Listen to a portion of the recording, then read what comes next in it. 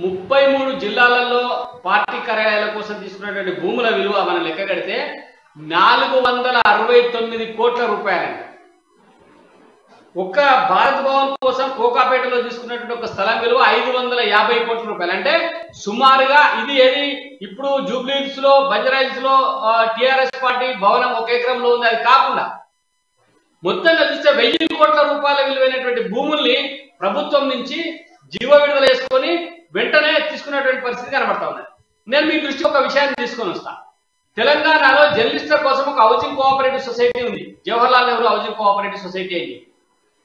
దీనికి రాజశేఖర రెడ్డి గారు ముఖ్యమంత్రిగా ఉన్నప్పుడు నిజాంపేటలో తర్వాత పేట్ బషీరాబాద్ లో అక్కడ ఒక 30 ఎకరాలు ఇక్కడ ఒక 30 ఎకరాలు అంటే సుమారు అటు ఇటుగా అక్కడ స్థలాన్ని కేటాయించినటువంటి పరిస్థితి. ఆ స్థలాన్ని ఇవ్వడం కోసం ఇప్పటిదాకా ఆ స్థలాన్ని హ్యాండ్ ఓవర్ చేయలేదు. చాలా ఇబ్బందులు పెడతా ఉంది ప్రభుత్వం. పైగా సుప్రీంకోర్టు తీర్పు కూడా ఇచ్చింది ఈ స్థలాన్ని వెంటనే జర్నలిస్ట్ సొసైటీకి హ్యాండ్ ఓవర్ చేయమని.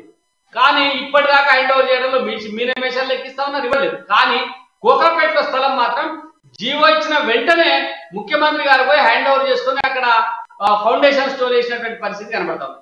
ఎట్లా చూడాలి రజనీ గారు దీన్ని? ఇలా జర్నలిస్టులకు సామాన్యంగా జర్నలిస్టులు అందరూ పేదవాళ్ళే, ఇల్లు లేని స్థితిలోనే ఉన్నారు కదా. మరి ఒక స్థలం, ఇంటి స్థలం ఇవ్వడానికి ఇన్ని సంవత్సరాలు, ఈ ప్రభుత్వం వచ్చిన తర్వాతనే 9 ఏళ్ళు, అంతకుముందు రాజశేఖర రెడ్డి పీరియడ్ అంటే మీరు అర్థం చేసుకోండి ఎన్ని సంవత్సరాల నుంచి పెండింగ్ లో ఉంటా ఉంది. సుప్రీంకోర్టు దాకా పోయి సుప్రీంకోర్టు తీర్పు వచ్చిన తర్వాత కూడా ప్రభుత్వం ఈ రకంగా చేయడానికి ఎట్లా చూడాలి సార్? ఇప్పుడు మనం అబ్జర్వ్ చేస్తే మనకి స్పష్టంగా కనిపిస్తుంది ఏంటంటే, ప్రభుత్వము ఒకవేళ చిత్తశుద్ధితో పేదవాళ్ళకి ఇవ్వాలి అని ఒక ఆలోచన చేసినప్పుడు ఒక రకంగా ఉంటుంది. ఇంకొకటి ఏంటంటే సార్, మీరు చెప్పింది కోకాపేటలోనే దాదాపు 800 కోట్ల విలువైనటువంటి స్థలం సార్, ఆ 11 ఎకరాలు. ఎందుకంటే ఈ మధ్య కాలంలోనే 60 కోట్లకి 1 ఎకరం చొప్పున అమ్మినటువంటి సందర్భం మనం చూసాం. 11 ఎకరాలు ప్లస్ అక్కడ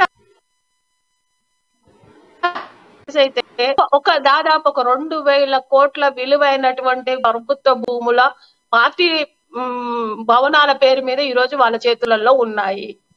రేపు ప్రజలు తీర్పిస్తారు సార్. డెఫినెట్ గా దీనికి వ్యతిరేకమైనటువంటి తీర్పు తప్పకుండా ఇవ్వాలి కూడా. ఎందుకంటే ప్రజల భూములను దోచుకొని లక్షల కోట్ల రూపాయలు సార్. ఈ రోజు ఒకప్పుడు గాది లాంటి వాళ్ళు, మిగతా ఉద్యమంలో పనిచేసినటువంటి నాయకులు చెప్తారు, మేము సహాయం చేస్తే తప్ప ఆయనకి గడవనటువంటి పరిస్థితి ఉండే ఆ రోజు, మేము పెట్రోల్, మేము భోజనం, మేము ఇది అని చాలా మంది మనకి గోనె ప్రకాష్ లాంటి వాళ్ళు, మన ఈ గాది లాంటి వాళ్ళు చెప్తుంటారు.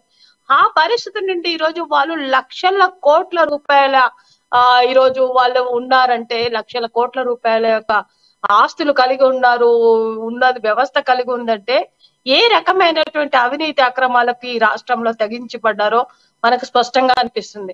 ఇంకోటి, ప్రతి చోట కూడా వీళ్ళు క్విట్ ప్రోకాలు కూడా ఏ రకంగా జరుగుతున్నాయి. ఈ రోజు ఇక్కడ భూములు అమ్ముకోవడం, మళ్ళీ ఇక్కడ నుండి విదేశాలలో వాళ్ళు దాన్ని నిర్మాణ సంస్థలకి, కన్స్ట్రక్షన్స్ కి, వాటికి చేపట్టడం మనం తెలుస్తుంది. చాలా మంది ఈరోజు తెలంగాణ ప్రాంత ఎమ్మెల్యేలు, టిఆర్ఎస్ ప్రభుత్వంలో ఉన్నటువంటి మంత్రులు ఇక్కడ వ్యాపారాలు చేయట్లేరు. దుబాయ్ లోనో, గల్ఫ్ కంట్రీస్ లోనో, లేకపోతే అమెరికా లాంటి కంట్రీస్ లోనో ఈరోజు రియల్ ఎస్టేట్ ఇక్కడ నుండి వాళ్ళ డబ్బులను ఆ రకంగా రూపాంతరం కూడా చేస్తున్నటువంటి సందర్భాలు మనం చూస్తున్నాం. చాలా పెద్దది సార్, ఇది చాలా పెద్దది. హైదరాబాద్ అనేది ఒక బంగారు బాతుకొడ్డు. దాన్ని ఒకేసారి కోసి పడేయకండి. దాన్ని వచ్చే భావితరాలకు కూడా ఉండే విధంగా దీన్ని ఉండనివ్వండి అని చెప్పి ప్రభుత్వానికి మనం విజ్ఞప్తి చేయడం.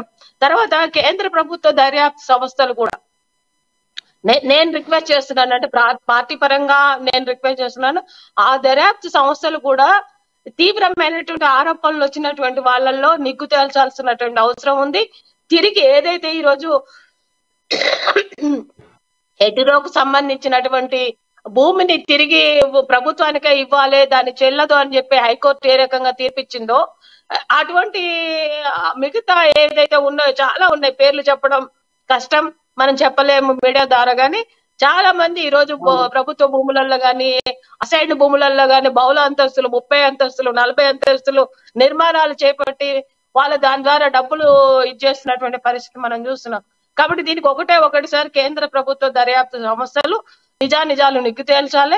ఆ భూమిని మళ్ళీ తిరిగి ప్రభుత్వానికి, ప్రజలకి అందే విధంగా చేయాల్సినటువంటి బాధ్యత కేంద్ర ప్రభుత్వ దర్యాప్తు సంస్థల మీద ఉంది, న్యాయస్థానాల మీద ఉంది. ప్రతిపక్షాలుగా మేము పోరాటం చేయాలి, ఈ భూములు తిరిగి ప్రజలకు అందించాలని చెప్పేసే విధంగా ఇటు భారతీయ జనతా పార్టీ కానీ మిగతా పార్టీలు కానీ పెద్ద ఎత్తున పోరాటం చేయడం, న్యాయస్థానాల ద్వారా ఇంకా నమ్మకం ఉంది, న్యాయస్థానాలు తప్పకుండా ప్రజలకి మేలు చేసే విధంగా స్పందిస్తాయనే ఒక ఆలోచనతో ఉన్నాం. కాబట్టి మేము కూడా ఆ రకమైనటువంటి పోరాటం చేయాల్సినటువంటి బాధ్యత మా పైన ఉంది.